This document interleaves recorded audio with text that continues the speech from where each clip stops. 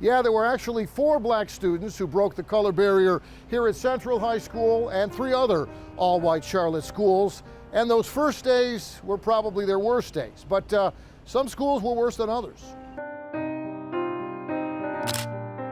A lot of folks know the Dorothy Counts story. Charlotte historian Tom Hanchett says Dorothy Counts' family feared for her safety at the old Harry P. Harding High School, transferring young Dorothy out after only 4 days.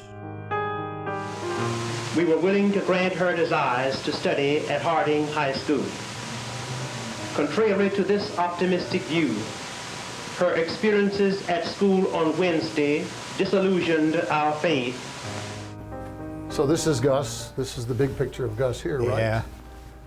And there's the Counts family.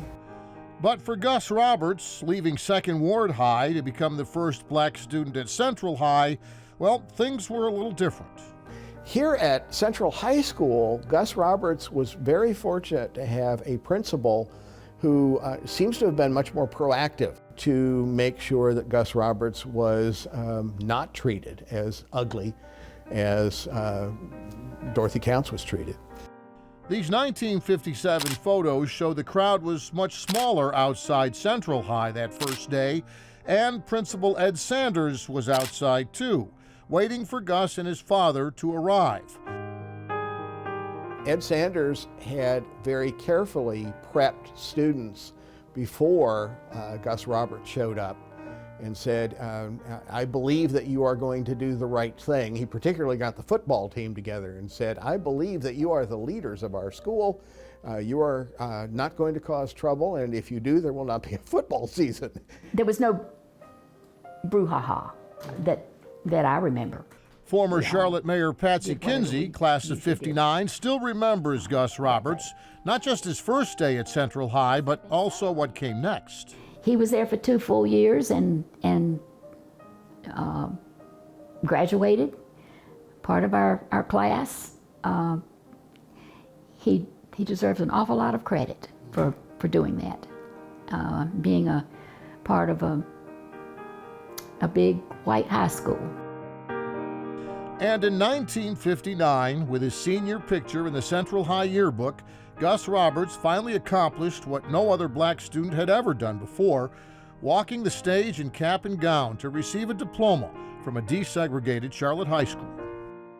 They had to work it out on the ground, they had to tough it out, and they made history. So sticking it out took a hard kind of courage. The Hard Kind of Courage is the title of this James Baldwin essay in 1957 about Gus Roberts. Baldwin interviewing Gus and his mother at their home. One among so many. That's kind of rough, his mother said, with Gus adding about his new school, Central High, I'll make it, I ain't going back. Just hold your head high and go right on about your business, just like they don't exist. And that's what we did.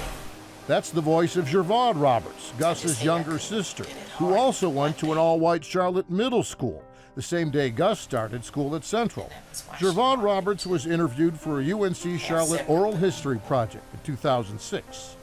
Then the next thing we know, integration was right there at our door.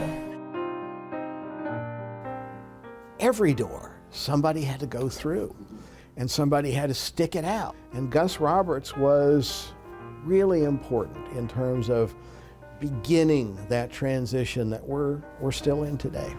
That's why, in a quiet cemetery off this busy Charlotte highway, the simple grave marker for Gus Roberts, Central High School, class of '59, reads Pioneer for the Civil Rights Movement.